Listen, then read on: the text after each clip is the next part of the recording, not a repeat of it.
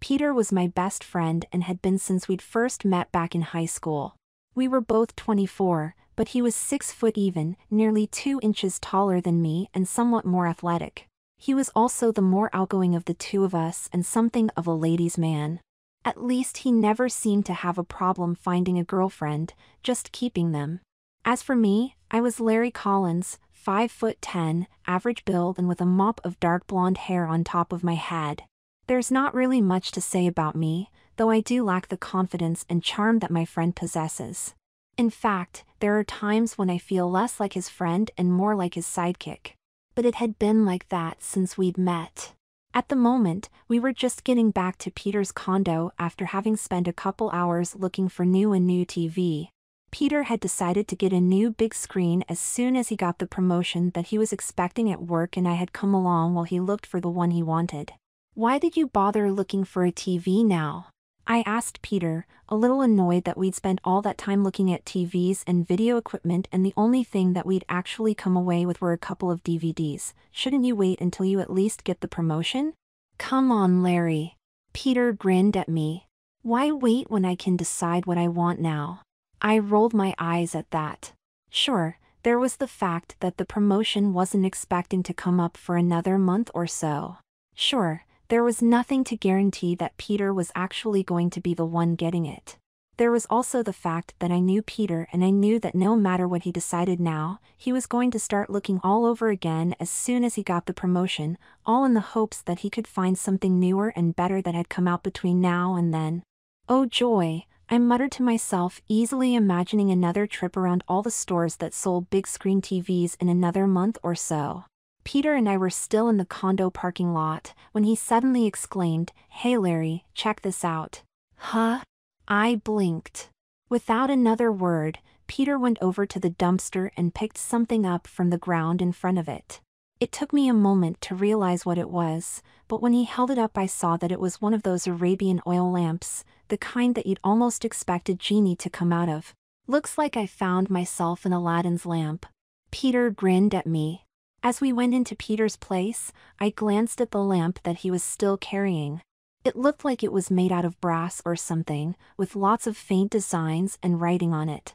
But it also looked old and faded.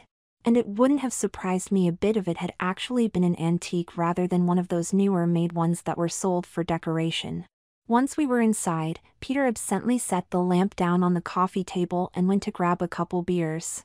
And after turning on the TV, we both forgot all about the lamp, at least for about 15 minutes. "Why'd you grab that thing anyway?" I asked Peter, glancing at the lamp. However, Peter just shrugged. "I think it looks cool." Then he picked it up and grinned. "Now wouldn't it be great if there really was a genie in here?" With that, Peter started to rub at the lamp in an exaggerated manner. I started to laugh at that, but then froze as the lamp actually started to glow. "What the fuck?" Peter demanded, echoing my sentiments exactly. The lamp continued to glow with an eerie golden light, even after Peter dropped it in surprise and jumped back. Then the glow actually seemed to separate from the lamp and float in the air on its own. All that I could do was stare at the glowing ball of light and gasp, "Oh God." Then an instant later, the golden light vanished, replaced by a man. He was tall, nearly 6.5 feet tall, heavily muscled and looked to be in his 40s, with well-tanned skin and a bald head. His eyes glowed with a golden light. And as if to offer a contradiction to his strange appearance, the man was wearing an expensive-looking dark gray business suit. "What the fuck?" Peter repeated, staring at this newcomer with the same shocked disbelief that I felt. "Who the hell are you?" However, from his quick glance at the lamp, which was now sitting on the floor, he obviously had the same thought that I had. If this wasn't some sort of elaborate joke, then by what we had seen happen, there was one obvious answer. "Greetings, master," he announced with a deep voice. "I am the last of the great jinn upon this world, and by the ancient rules which bind me, I shall grant thee 3 wishes." For a moment, Peter and I just stared at him, then glanced at each other before staring at him again. This was impossible. There was no such thing as genies. But I couldn't very well ignore what I had seen for myself, though still wasn't ready to discount it being just an elaborate joke of some sort. "Let's see," Peter mused as he stood up, looking a little more confident. He stared at the genie, licked his lips and asking, "I rub the lamp, so that means I get 3 wishes?" "Of course, master," the genie responded, "that is the ancient rule." Peter just stared at the genie again, looking a bit suspicious. "You think that this is some kind of joke, Larry?" Peter asked, not bothering to look at me. "I don't know," I admitted. "Only one way to find out for sure," Peter mused to himself. Then after giving me a mischievous grin, he turned back to the genie and announced, "I wish that Larry was a hot-looking woman. A total babe." "Hey," I started. Suddenly it hit me, a wave of intense dizziness that rushed through every fiber of my being at once. I let out a loud gasp as my very body seemed to turn inside out. I could feel my bones shifting inside of me, not to mention my muscles and everything else. I groaned as my chest rapidly swelled and pushed outward, while my crotch began to simultaneously feel empty. And though I could feel it all happening, it happened so fast that I didn't really have time to even think about it. "Holy shit!" Peter exclaimed in shock, while the genie simultaneously announced, "Granted." For a moment, I just stood there in stunned disbelief, then looked down at myself. My eyes went wide at the sight of 2 breasts pushing out from my chest, knowing that the very sight confirmed what I already knew. My body had changed. My whole body. I had no doubt that at the moment, I was now physically a woman. "I'm a chick!" I howled in horror. "I'm a girl!" I tore my eyes from my chest just long enough to glare furiously at Peter. "Sorry, man," he squeaked out, mumbling, "I didn't think it would work." "You have 2 wishes left, master," the genie reminded him. I just glared at Peter again, then turned and rushed to his bathroom, grimacing at the weight on my chest and the strange way my whole sense of balance was off. I was in a near panic, unable to believe that Peter had actually wished me into a woman, and unable to believe that the wish had actually worked. "No way," I gasped as I stared into the mirror, "this is impossible." Unfortunately, I couldn't deny the proof of my own eyes, or the weight on my chest. It was a gorgeous woman who stared back at me, with large dark eyes, full kissable lips and long raven black hair that went down to my waist. "Oh shit," I gulped, then forced myself to look down. My body had of course changed, but that was nothing I didn't know. I even knew how it had changed, though seeing it was a whole other matter. It was definitely a woman's body, very feminine and very sexy. "Oh shit," I repeated absently. I had flat, firm abs and a slender waist. Of course there were also my breasts. They were huge, big, round and firm, making me almost feel as though I had a pair of volleyballs on my chest. I didn't know how large they were, but thought that they might be an E-cup or something. Then again, that was only a vague guess. Strangely enough, my clothes still fit me. It seemed as though they had been magically altered so that they still fit my drastically altered size. That was something of a relief, though not much of one at all. And one that I barely even gave a thought to other than to be thankful that I wasn't suddenly wearing a dress or short skirt. After taking a deep breath and trying to calm myself, I ran my hands over my skin. It was soft and smooth, with no sign of any hair or blemishes. And my hands, slender and feminine, with a perfect French manicure. With that I grabbed at my hair, giving it a faint tug to see if it was indeed real. The pain in my scalp proved that it was. Then I suddenly remembered that Peter had a thing for brunettes. Did the genie somehow know that when he changed me? I stared at myself for just another minute, then turned and saw Peter standing a short distance behind me, watching me silently. The expression on his face was one that seemed a mixture of apology and lust. He was staring straight at my new tits. "Why the hell did you do this to me?" I demanded furiously. Then I thought of the genie. "Wish me back." "Take it easy," Peter told me, giving me his normal cocky grin. "After I'm done with my wishes, you can rub the lamp and use one of your wishes to change back." I let out a sigh of relief at that. Peter did have a plan. And in spite of what had just happened to my body, the thought of getting a couple of wishes, real wishes that I could use for anything I wanted, was enough to make me smile. Maybe this would work out for the best after all.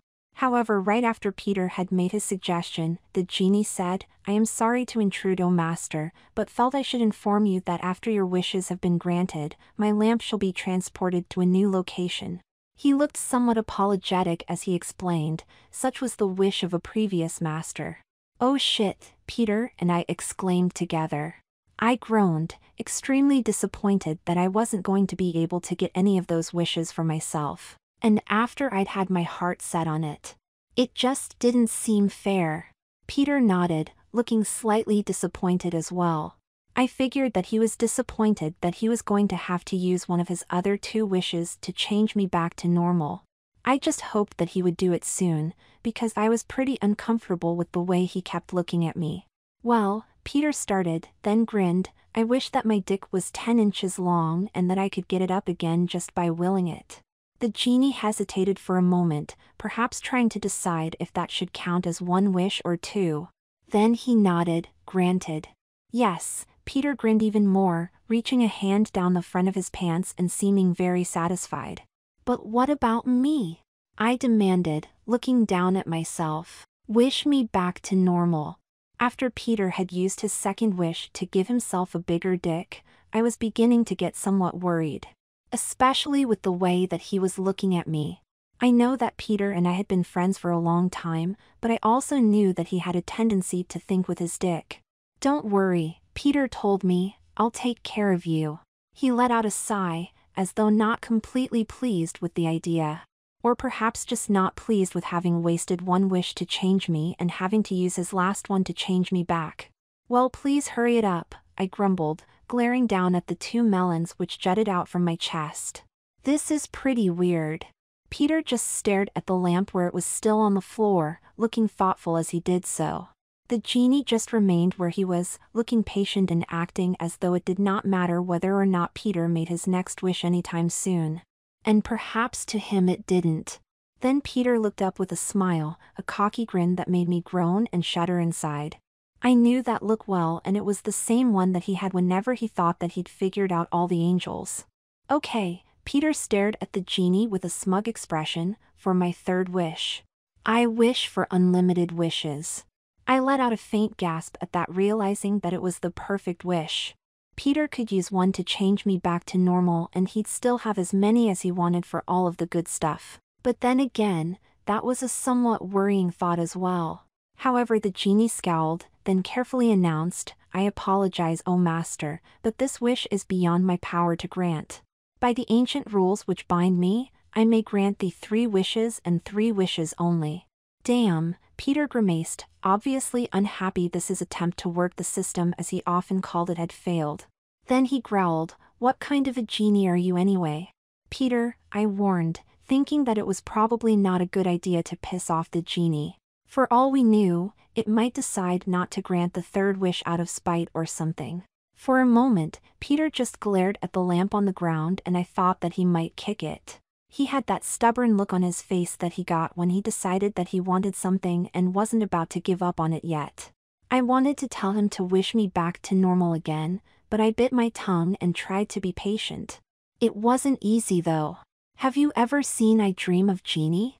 Peter asked the somewhat surprised genie. But before the genie could answer, he continued, "That's the way a genie should be." Then giving me a quick look, Peter announced, "I wish Larry would turn into the kind of genie who could grant me unlimited wishes." "What?" I screamed out. Suddenly the dizziness blasted me again, the same twisting and tearing at my very being that I had felt before, but 100 times stronger. 1,000.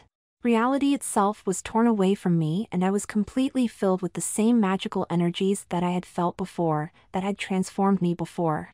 But more than that, this time I not only felt the energies. I was the energies.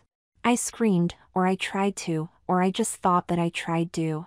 I was no longer sure of that or of anything else, even my own existence. Reality was gone, as was everything that I associated with reality. My body, what was left of it, had been torn away from me, and I was sure that my mind was only moments from following. Time no longer had any meaning, so I had no idea whether I had been in this state for an eternity, or a mere fraction of a second. Perhaps both at the same time, though it mattered little. All that mattered was that it finally came to an end and I found myself in touch with reality once again. Somehow I found myself standing on a featureless white floor in the middle of an absolutely huge featureless white room. There was nothing to see as far as I looked. After that realization, my next thought was that I was still a woman. But after being without a body, being back in a woman's body was almost a relief. At least I had a body again. Then I felt it, some sort of disturbance behind me. I snapped around to see the genie standing there, looking very displeased. He gave me an apologetic look. "I apologize for this," the genie told me gently, but I fear that I had no choice. I must grant my current master's wishes, as the ancient rules which bind me require. For a moment, I just stared at him furiously, then realized that he was right. It wasn't his fault. Not really. It was Peter's. "I understand," I responded slowly, though that was not completely true. There were a great many things that were going on that I didn't understand at all. What did you do to me?" I demanded. I felt strange. Even stranger than being a girl. The genie was silent for a moment before slowly responding, "I have done what my master bid me and transformed you into one of my kind, into the glorious race of jinn." I let out a loud gasp at that, having heard Peter's last wish, but this actually hearing itself from the genie, or was that jinn was something else entirely. "I am called Sarazin. And as I am the one who fathered thee as a jinny," he continued gently, "you are now my daughter and are part of my clan." He gave me a weak smile and added, "Please think of me as family, for I now consider you as such." "Your daughter?" I gulped, looking down at myself, so confused that I didn't know where to start. If you changed me into a genie." "Jinn," I corrected. "Jinny," he corrected me. "That is the female of our kind." All that I could do was scowl at that, then blurt out, "But why am I still a girl? Can you change me back?" I gave him a pleading look. "I fear that this is not possible, my daughter," the genie Jinn told me sadly. "This was the form that you wore when the wish was made and you became jinny, thus this is the form that you will wear for all eternity." "Eternity?" I squeaked out, too dazed to think clearly. "Our kind do not die as mortals do," he explained. His expression turned more serious, "but we must hurry. Our time together is limited and I have much to explain."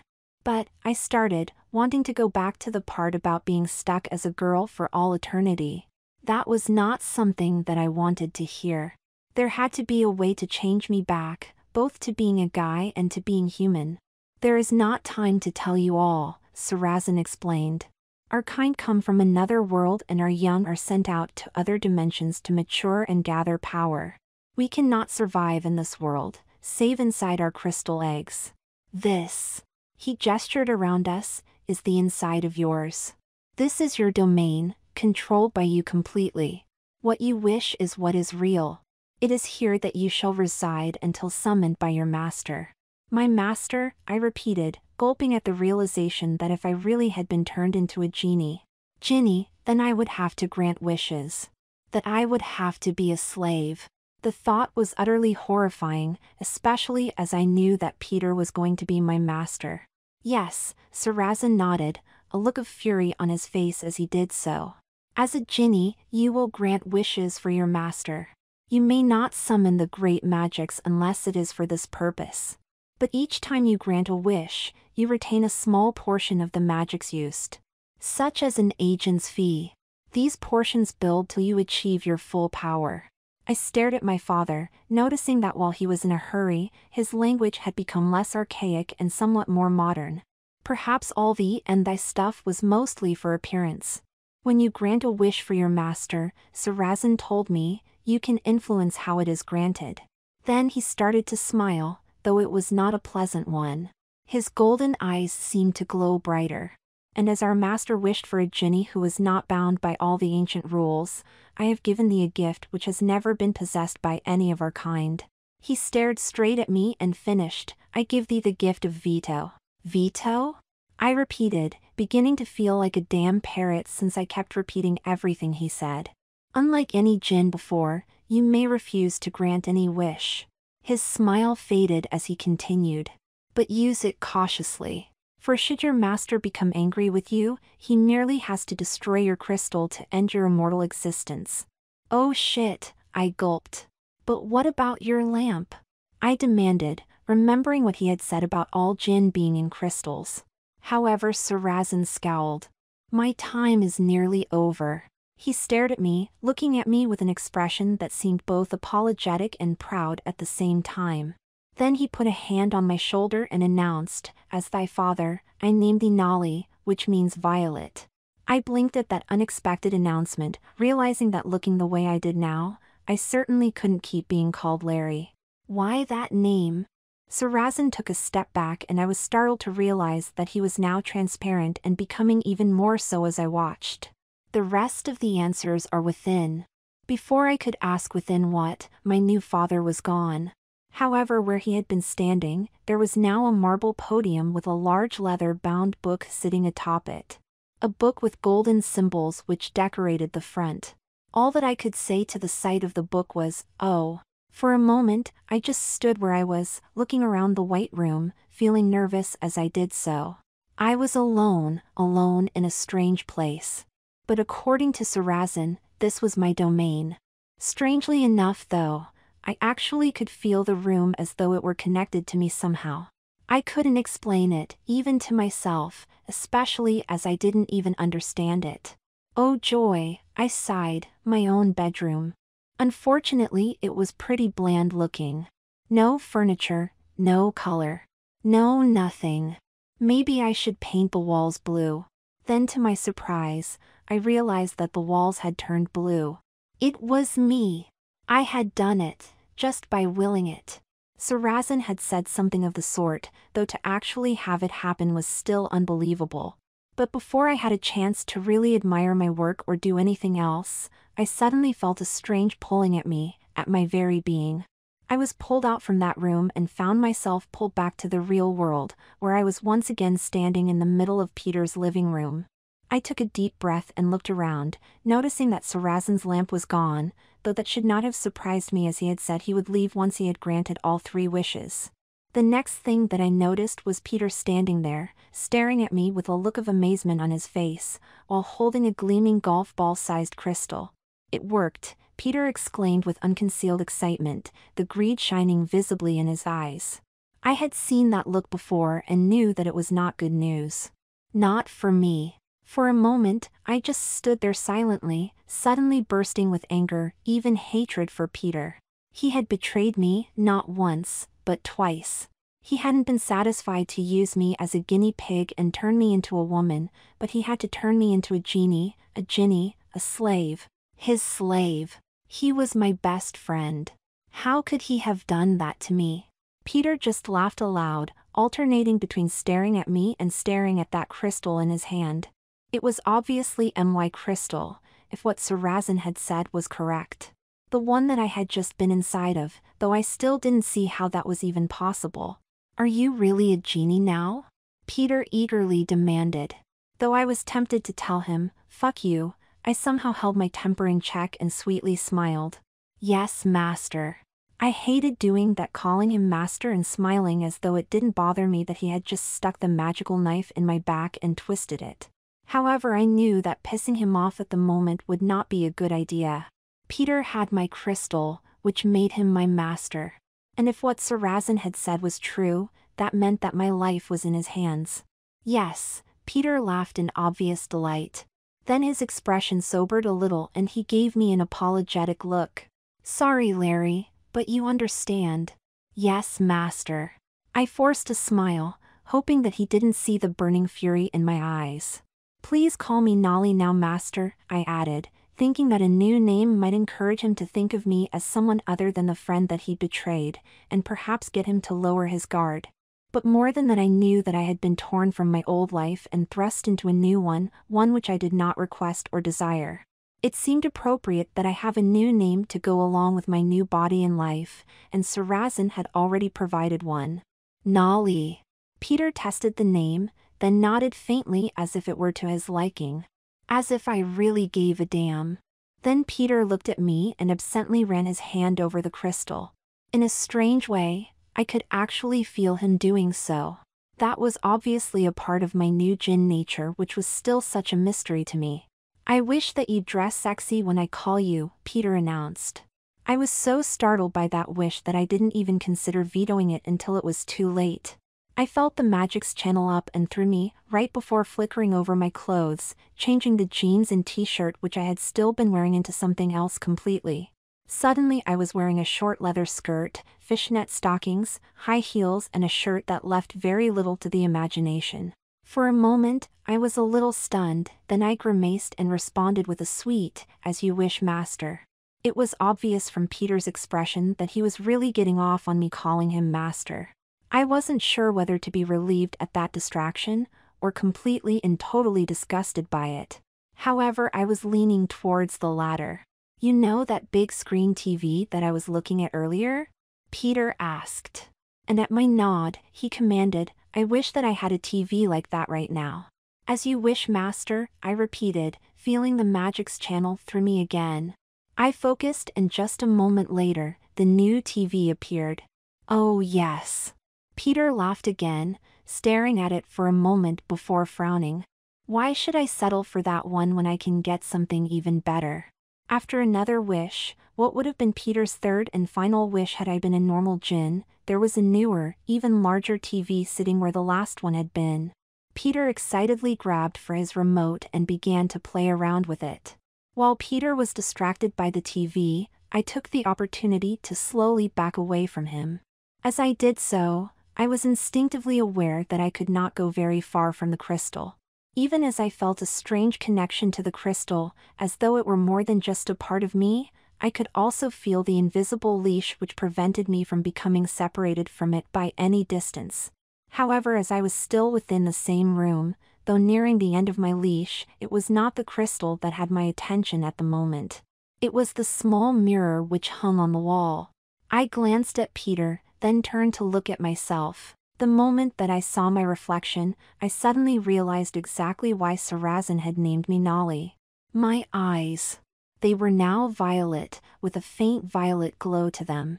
It was the most noticeable sign that I was no longer human. "Hey Larry." "Nolly," Peter started, not even turning to look at me. "I wish that I had all of my favorite movies on DVD." Over the next 10 minutes, I granted several more wishes, such as for a new stereo system, a new Porsche and $10,000 cash.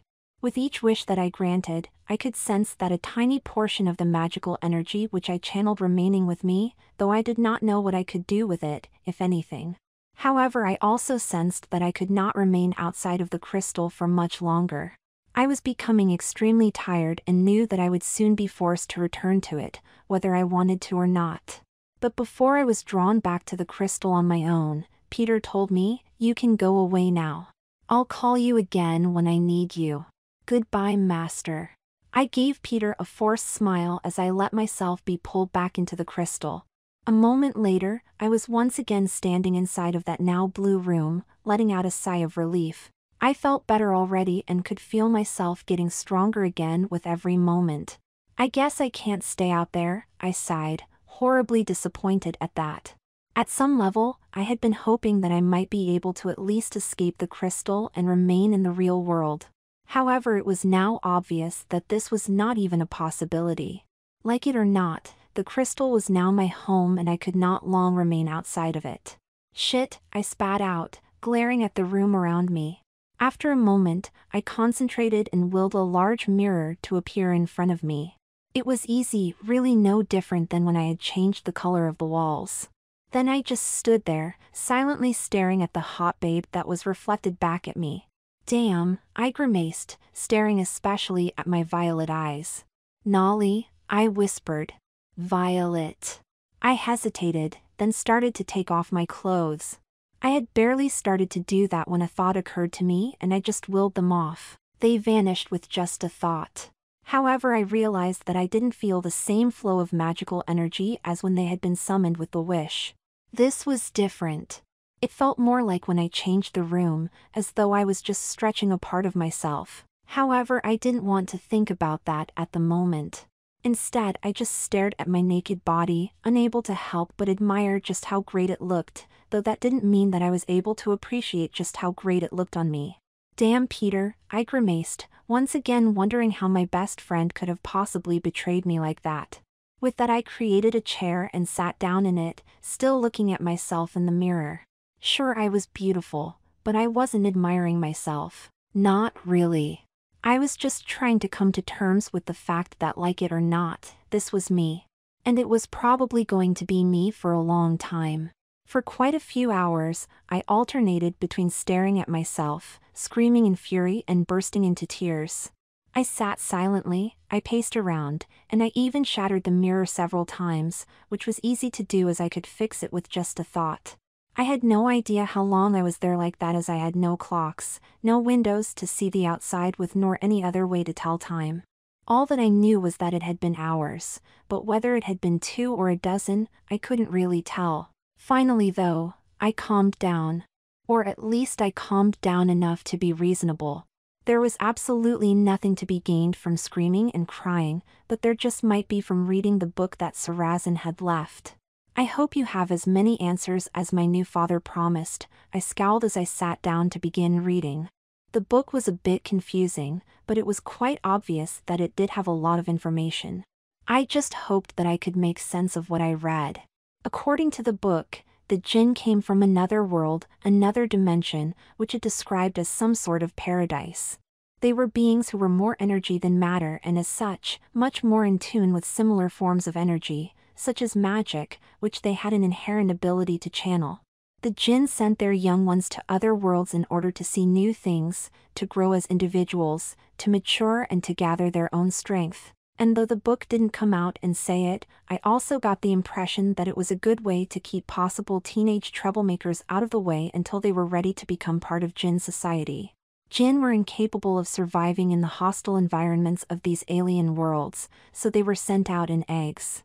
These eggs were small crystals, such as the one which I now occupied. But they were also tesseracts, areas of folded space which would protect and nurture the young jinn. Since the crystal eggs looked quite valuable and were easy targets for theft, many of those who found them would hide them to prevent this. Some were placed in sorcerers' staffs for decoration, while other crystals were hidden in more ordinary objects, such as lamps and bottles. The whole wishing thing still confused me a bit, but from what I understood of the book, the jinn could channel the magic, but they could not initiate contact with it. That was why they granted wishes. It let them gather their own percentage of the energy until they grew powerful enough to hatch from their egg and return to the jinn home world. And this could take 1,000 years or more. Of course, there was also a brief bit stating that the jinn had stopped sending eggs to Earth several thousand years earlier. And the last jinn on Earth had been Sarrazin, due to his having been lost for a very long time.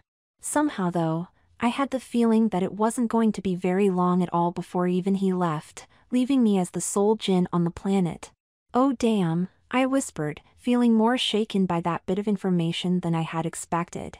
Then again, even though I barely knew him, Sarrazin held a very special position in my new life. But as fascinating as all that was, there was something else that I was even more interested in at the moment. And fortunately it didn't take me long to locate that particular bit of information. In fact, it was almost as though the book opened up to the section that I was looking for on its own. According to the book, a jinn's body was immortal and unchanging. And to my great disappointment, it also explained that I could not be changed back. The only thing that could possibly change my body was another jinn who was even more powerful than Sarrazin, much more, and since he was the last jinn on Earth besides myself. Damn, I grimaced, realizing that maybe one day I would become powerful enough to change myself, if someone else wished it. However, I also realized that even if I did ever become that powerful, it would be so far in the future, after centuries even.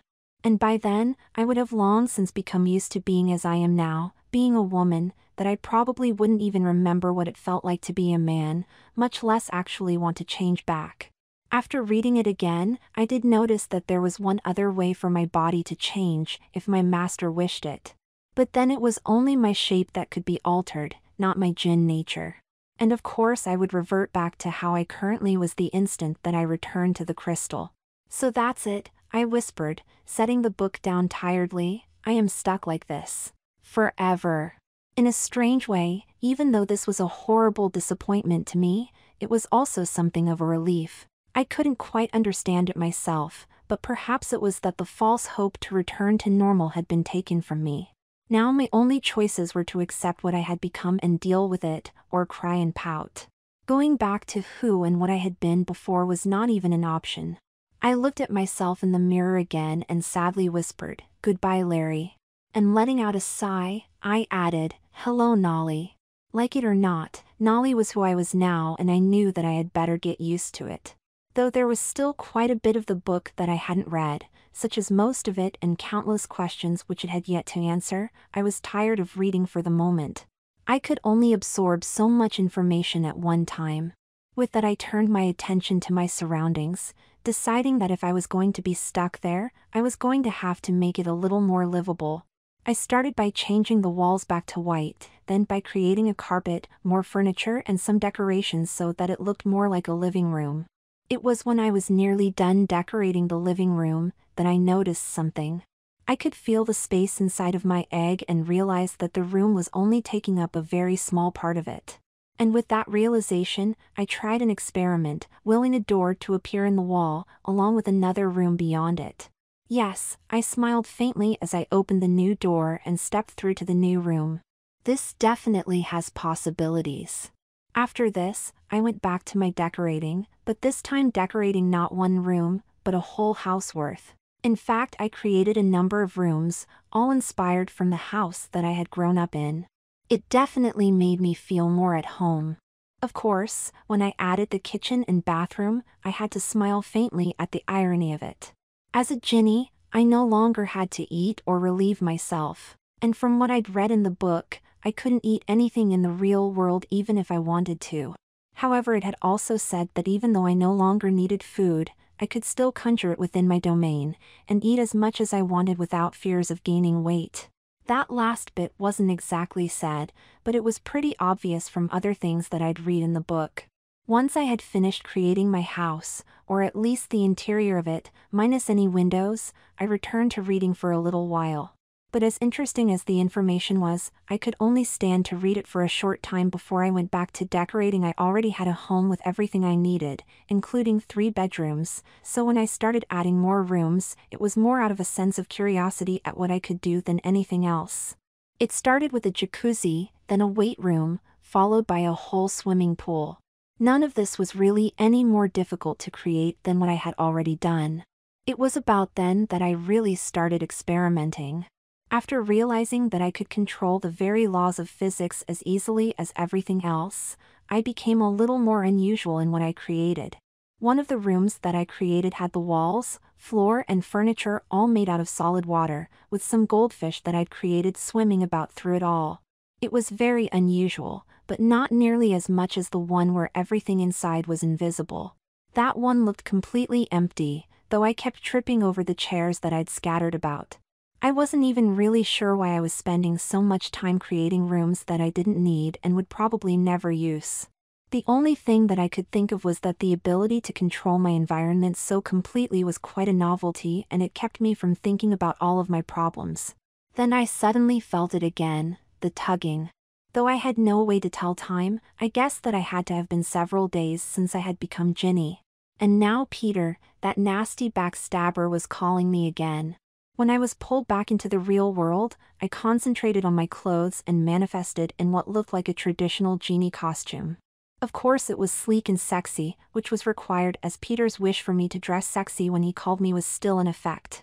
However, as long as it was sexy, I was able to control just what I wore, which pleased me a little. "Hello, Master," I greeted Peter with a fake smile. "How may I serve you?" Hopefully the genie costume would help convince him that I was indeed his loyal and obedient slave. "Hello, Nolly," Peter announced, standing off to the side staring at me with a look of obvious lust. I glanced around Peter's condo, noticing all of the new items that were scattered about.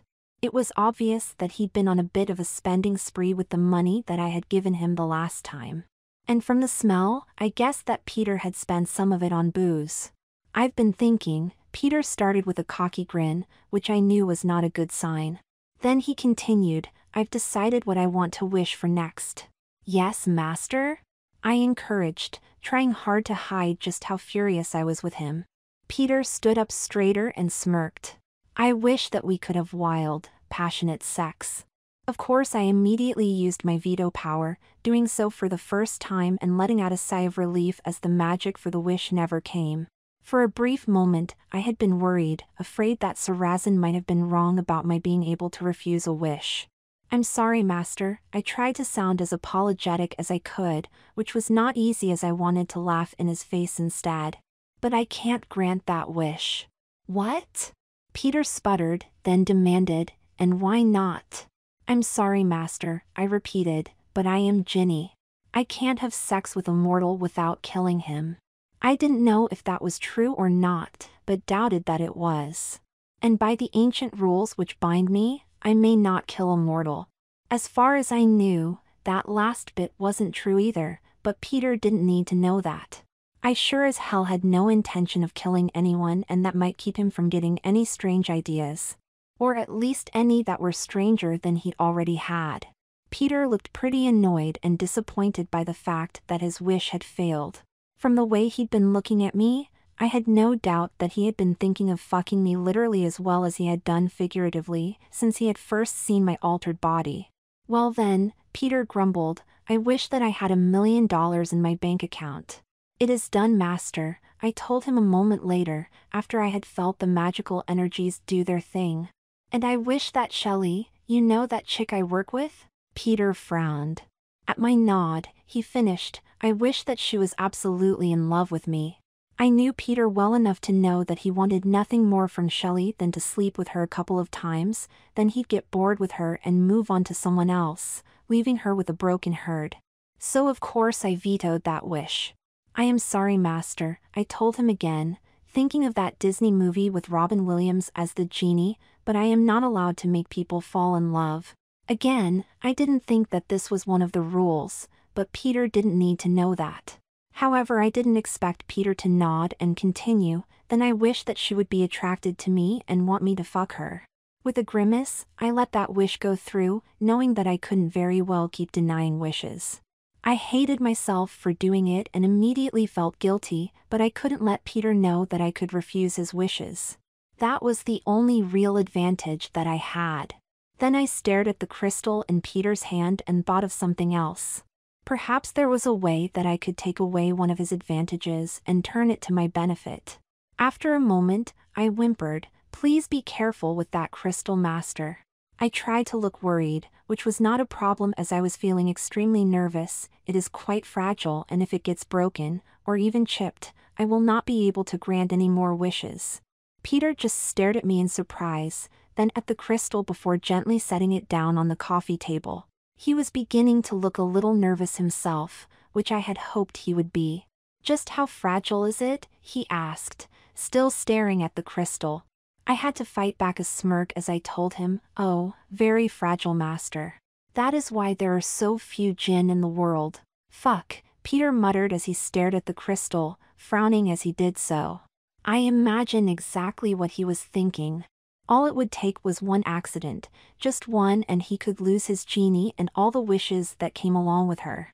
Of course, I was even more eager for that not to happen than him, but for an entirely different reason. There has to be something I can do, he grimaced. Then Peter turned to me and as I hoped, he uttered the words, I wish that the crystal couldn't be broken by accident. The accident part was a little bit of a surprise, but not a problem. It was obvious that Peter hadn't wanted to remove any options from himself, which was something that I should have expected from him. With that I used the magic of the wish to create a sort of invisible force field along the crystal, making it indestructible to any outside source. It could no longer be destroyed by accident, or even on purpose. In fact, the only thing that could break the crystal now was if, when I gathered enough power to hatch from it. Of course, that didn't mean that it couldn't still be thrown into the ocean or something. Granted, I announced just a moment later. Good, Peter muttered, turning away for a moment. Good. Then, while Peter was obviously trying to think of what he was going to wish for next, I glanced down at the crystal, then at him. I hesitated only a moment before reaching down to grab it, having the thought that maybe I could run with it and find a place to hide, or at least someone else to give it to. However, the instant that I touched the crystal, I suddenly found myself pulled back into it. "There goes that idea," I grumbled. When Peter didn't immediately call me back, I picked up the book and settled down for a little more reading. One of the things which immediately caught my attention was the statement that Jinn, or in my case Jinny, could view the outside world from within their crystal world. It specifically mentioned crystal balls, magic mirrors and scrying pools being the usual method used. Interesting, I frowned thoughtfully. After a few seconds of silent consideration, I decided to try it out and used my will to summon a large screen TV. In fact, it was almost identical to the one that Peter had wished for. "Let's see," I used the remote to turn the TV on, then laughed in delight as I saw that it did indeed work. I even flipped through a few channels, feeling quite pleased at the discovery. Somehow I didn't think that this was exactly what the book had meant about being able to see the world outside the crystal, but I'd figured that if I could pick up people and places to view, why not cable as well? And I was damn glad that I did, because if I was going to be stuck in this place, I was going to need something to occupy my time besides making rooms and reading that book. And then I decided to use that same trick in the way that I think it had been intended.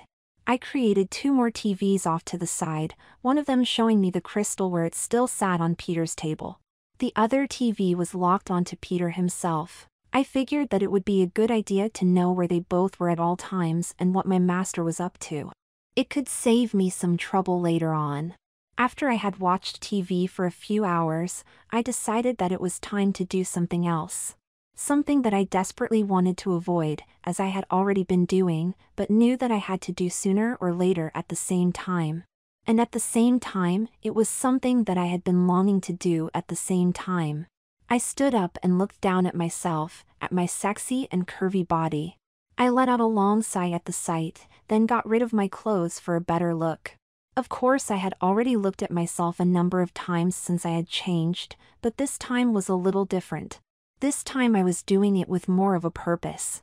"It looks like I'm going to be stuck like this for a long time," I sighed as I slowly ran my hands over my smooth skin.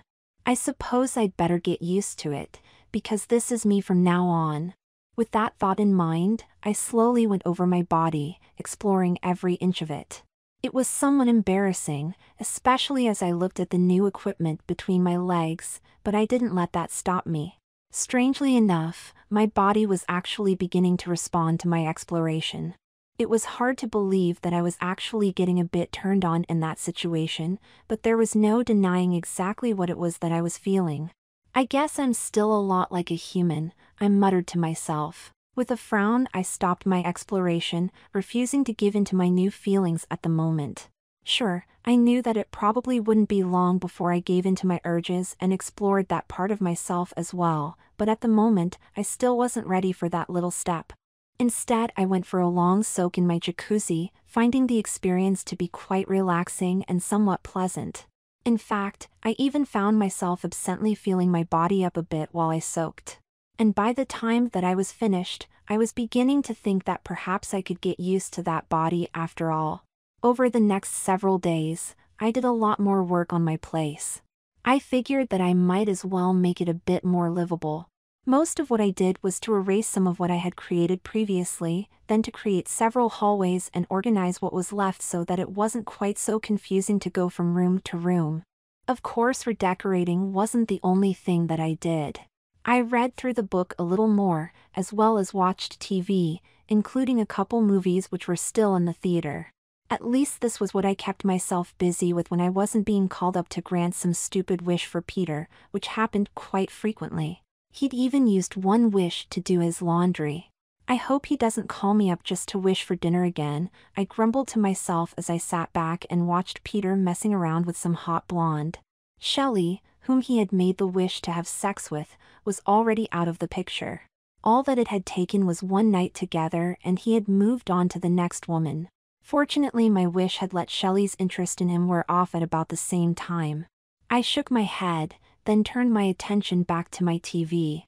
I watched it for a moment, smiling a little smugly as I thought about how I figured out how to get reception inside of my little crystal home. Somehow I think that I would have gone completely nuts if I didn't have that to occupy my time.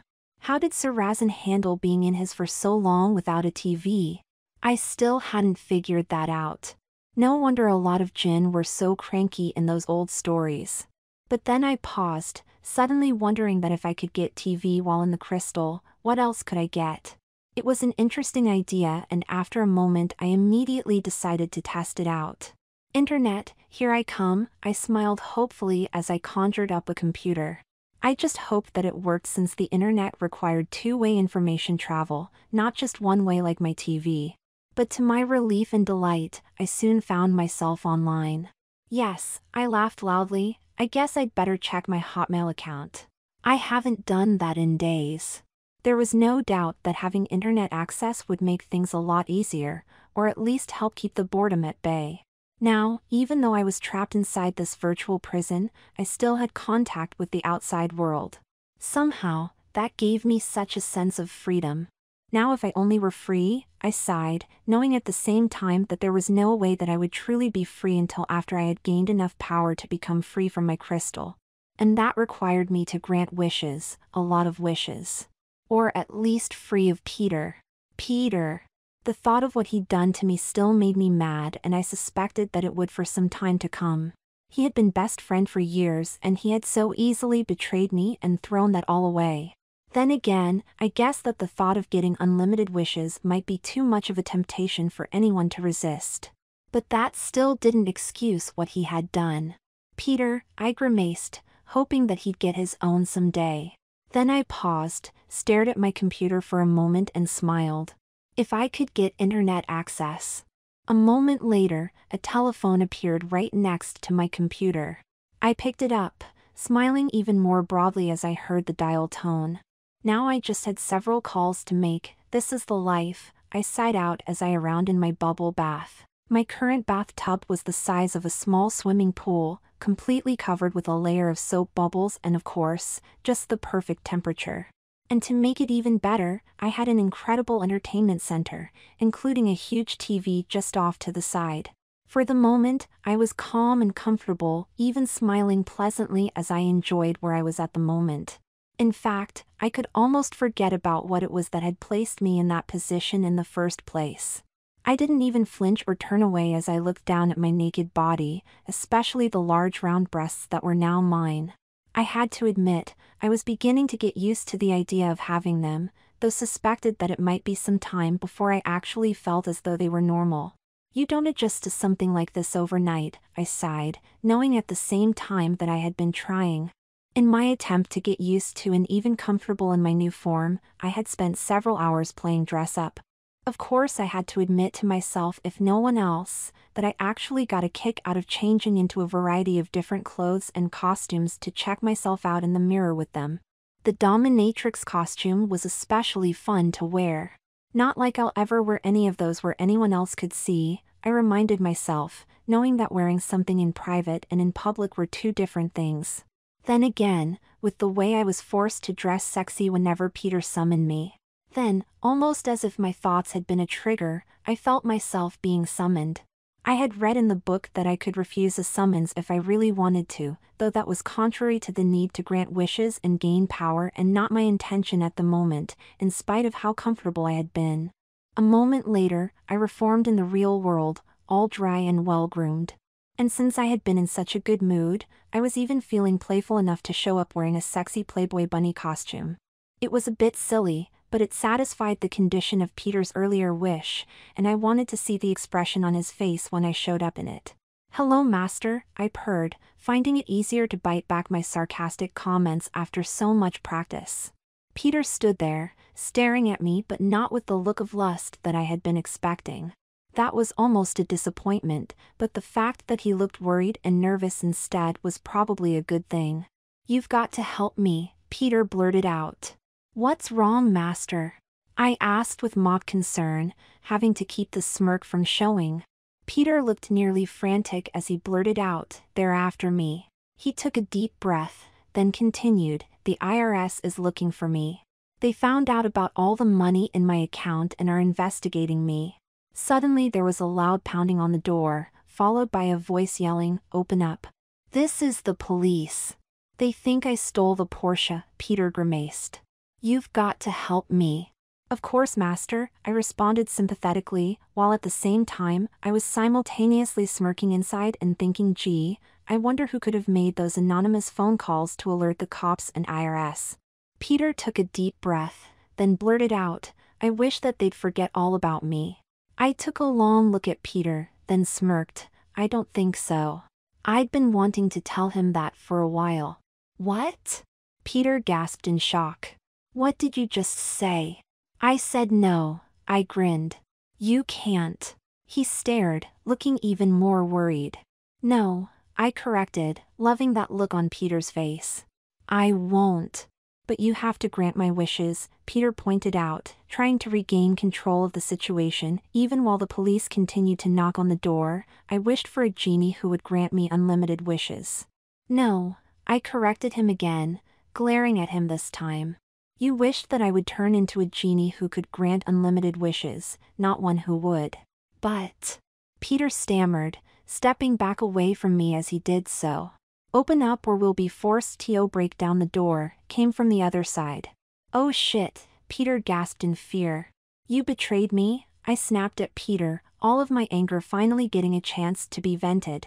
"I was your best friend and you not only turned me into a chick," I gestured down at myself, "but you turned me into your damn slave too. You have to save me," Peter snapped, getting ready to throw the crystal against the wall as he finished, "or I'll smash your precious crystal." I just smirked at that, which made him mad enough to throw the crystal anyway. But to Peter's surprise, it just bounced off of the wall without doing any damage at all to the crystal. However, there was a faint dent in the wall. "You wished that it couldn't be destroyed by accident," I pointed out, glancing at the door and thinking that I still had time to vanish before they would manage to get through. "So I made it indestructible." Peter paused to stare at me, his expression changing a little as he did so. "Larry?" It seemed that for the first time, Peter stopped to realize that underneath the whole sexy Ginny slave, which was Nolly, his old friend Larry still existed. "Please, Larry," Peter pleaded. "I told you," I scowled, "I'm Nolly now. Your wish made sure of that." Suddenly the knocking on the door turned into a pounding. It looked like the police had gotten tired of waiting for an answer and were just going to let themselves in. I didn't think that it would take more than a few seconds for that to happen, so prepared to go back into my crystal. "You've got to save me," Peter demanded. "I wish for you to send me someplace where they won't be able to find me." For a brief moment, I just stared at Peter, a cold smile beginning to form on my lips. Then, with a very satisfied smirk, I told him, "Granted." I leaned back with a smile, enjoying the even bigger and clearer TV screen which I had recently conjured up for myself. In fact, it was nearly as large as a movie theater screen, which seemed appropriate as at the moment, I was watching the latest big-budget blockbuster that had just been released into the theaters that day. "Not bad," I smiled as I reached for another slice of pizza, having already eaten half the pizza already. Fortunately, two of the benefits of being a djinn, or jinny, was that I could eat all I wanted without getting stuffed, not to mention the fact that I wouldn't gain a single pound. And I even had a big pitcher of beer to help wash it all down with. With a somewhat satisfied smile, I leaned back in my recliner, though it wasn't exactly a recliner. In fact, it was a little more like a floating bubble which conformed to my shape. A bit strange, but very comfortable. Just then I caught sight of my maid Peta stepping into the room, though I had actually sensed her presence before seeing her. She was such a cute thing, a petite girl with long blonde hair and a very sexy French maid outfit. Or at least that was the body and clothing that she was wearing at the moment. Who knew what I'd want her to look like next, as both were merely a matter of my whim. It had been a whole month since Peter had wished to escape the police and I had helped him do exactly that. I had sent Peter to the one place that the police and IRS would never find him. I had hidden him inside of my crystal. Of course I'd had to change his physical nature a little so that he could survive inside of there. And a nice little side effect of that change was that he was now just as susceptible to my control as everything else within my domain. "Peta," I announced, Why don't you go to the kitchen and get me a bowl of ice cream? Of course, mistress, she replied meekly. Of course I didn't need Peeta to go to the kitchen to bring me ice cream since I was more than capable of conjuring it up on the spot, but I found it somewhat amusing to actually have her go fetch it for me. And it amused me even further when I thought about the fact that I actually was creating the ice cream at that moment, willing it to appear in the freezer. A waste of time and effort, but a satisfying one nonetheless. I hadn't touched Peter's mind when I'd altered his body and transformed him into Peeta, but it hadn't taken him or her long at all to realize that within my domain, I was a virtual goddess. I was in complete control. Though Peeta was now my maid and did whatever I told her to, I hadn't actually forced her into that position. All that I had really done was transform her body. But after that and several other demonstrations of my abilities, I think that she was in awe of my power. And of course she was trying to earn my favor so that I might one day return her to normal. However, even though Peeta and I hadn't spoken of it, I also suspected that a large part of her willingly becoming my servant was guilt. I think that she had finally realized exactly what she had done to me, and how wrong it had been. This was her attempt at making up for what she had done and trying to earn my forgiveness. That might take some time though, as I still had a lot of resentment left. It might take time, I sighed as I looked in the direction of the kitchen where Peeta had gone. Then I looked down at myself, at my sexy female body, and sighed. It was not a sigh of annoyance, but of thoughtful release. Strangely enough, the sight no longer shocked or offended me. It was still a little difficult to think that this was me at times, but it was becoming easier. I was becoming more comfortable in my own body, and it was my body. And though I never would have thought it possible, the times when I enjoyed and even liked my body were coming more frequently. Whoever would have thought it possible, I whispered. With that I glanced at the TV screen, which still showed my crystal, which had not been touched since Peter's last wish. I suspected that it wouldn't be long before someone eventually found the crystal and became my new master. Perhaps that one didn't have to know about my ability to grant an unlimited number of wishes. It was definitely a thought, though one that didn't require a decision just yet. But as Peeta returned with my ice cream, my thoughts once again returned to Peter and the possibility of one day forgiving him. At first, that was something that I never would even have considered possible, but after having accepted my new body, I had to admit that just about anything was possible. Even that. However, it could definitely take a long time. I have all the time in the world, I told myself with a satisfied smile. I have all the time in the world.